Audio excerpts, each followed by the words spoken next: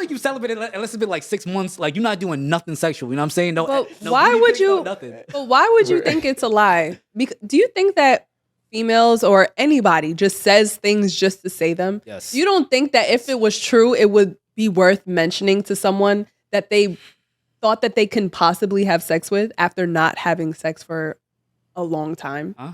Her being celibate, like that being a lie.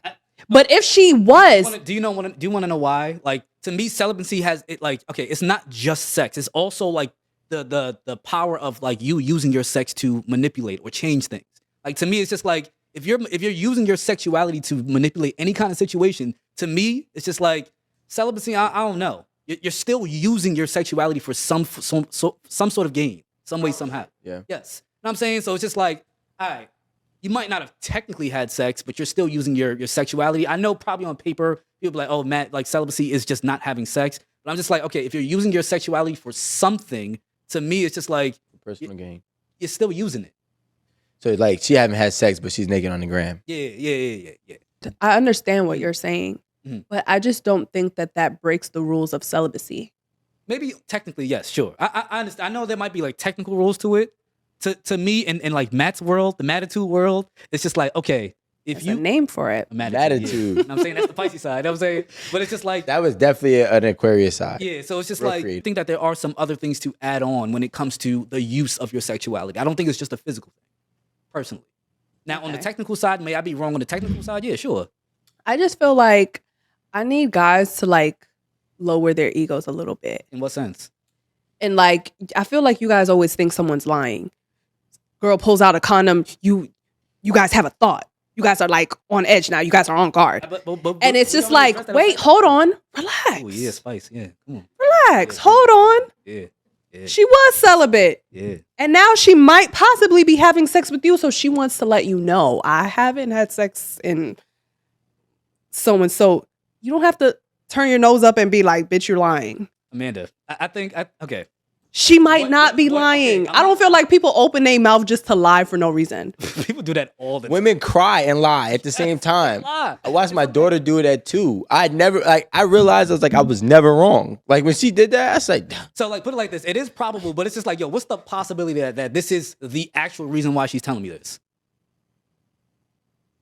I don't see how but I don't see how that would benefit her though. Why would that benefit her? It's okay. It's the illusion. it's The but it's judgment. like plausible. The illusion that she's a good girl? No, it's Yes. plausible deniability. It's just like, okay, like it's just like I'm telling him this so I don't feel like a hoe. Do you see what I'm saying? So if I say this technically means that I'm not being a hoe because I did it for this reason. Even though it's just like you're prepping to have sex. It's cool. It's not a problem. You know what I'm saying? Which will make everything that she does say, it is technically a lie because it's not the truth. You prep to have sex. I didn't think that you was a hoe at all, but it's just like, if this is what you want to do, then just do it. What's the prep? What you mean prep? Having the condom. Oh, okay. Yeah. I thought that's the example that you had. Oh. No? Okay. My fault. The thing is that we're not gonna sit here and think that women aren't, afraid of judgment. We're not gonna sit here and act like that. So do they open their mouth to lie sometimes? Yes. And it really is to protect themselves against judgment. And sometimes, well, very rare, I would say, that guy is really special to them. And that's why they're gonna let them get a G pass. Most times it's who they want to be, and maybe they're just now either showcasing it or they're entering the realm of themselves. Right? And I think there's nothing wrong with it, but the problem is when you start to pretend as if you weren't and then become, right, in a guy's world.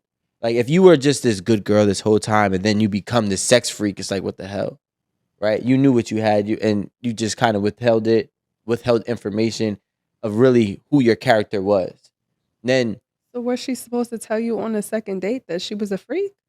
I mean, I would prefer a girl be like, listen, when I'm with a guy, I am a freak in the sheets. You're going to have to earn it, and I'm not going to give it up. But once I open that door, just know I'm fucking you everywhere. And I'll be like, all right, I cool. don't feel like that's, I feel like if you were kinky, but you might say something like that. But I feel like realistically, who says that?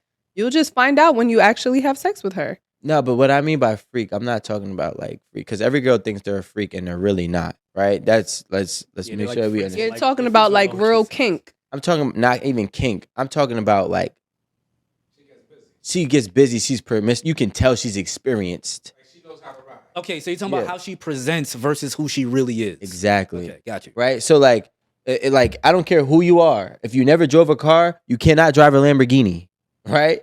It's just like the power alone is just too much for you to know how to drive that car. But if you've driven Porsches and you might have driven a Ferrari, you can drive a Lamborghini. So I understand that you already know how to drive this car, right? And if you know how to drive this car, that means that you've had experience driving cars. That's just the best way I can put it. So don't come to me as if like I don't do this. Like, yo, but you've been driving. Like you've been driving. But I only like, drive a Jeep. I've never drove a Porsche or a Lamborghini. but I'll be able Let to me try. But look, a guy could tell. Yeah, in his A analogy, guy could tell you didn't drive a Porsche or Lamborghini. Oh, she used to Jeeps. Let me put her in this fast shit real quick. yeah, so You know in what I'm his, in saying? his analogy, the Jeep is still like the innocence of the girl, if you will, right? It's- Yeah, to an extent. To an extent. How do men end up dealing with women that they only want to sleep with and then end up being with them? Personally, I think that men that end up with women like that is because those women address the fundamental bottom line needs of what men want. And let's call a spade a spade. Most times that's sex. It is what it is. You see what I'm saying? So it's just like, and I'm speaking from experience myself. I've been in relationships where sex was held over my head. You see what I'm saying? I wasn't happy there. And situations like that, I tended to leave. That's just what it is. But if there is a woman that now addresses the bottom line of me, it's a lot easier to stick around because I don't have to worry about that. Does that make sense? Yeah, except for I don't all the way agree with you in terms of the analogy or the question, right? At hand. Mm-hmm. A lot of times when a man goes in like, hey, I'm just gonna smash and I'm a dash, right? Mm-hmm. And then a girl might have the ideology like, okay, when he comes through and I give him this, he gonna stay. Right? I think sometimes those men and women that end up in that relationship, they just both met their match and they respect the game. And it's like, wow, you're really good at what you do. Oh, wow, you're really good at what you do. And it's an admiration that happens within the both of you. Mm-hmm. I've been in that position, right? So it's like, I can't believe that I'm still here, but yet I'm still here because I'm really looking in the mirror. And that's what it is. Like that guy and that girl, maybe she was fast and maybe he was fast. But now they both were able to identify that they're both fast people and they really, really understand each other's character and the abilities of their characteristics. Mm. So then sometimes people don't know how much they love themselves until they look at it in somebody else. So they're like, as a guy, like, I'm loving you because you represent what I represent, even though I don't want that.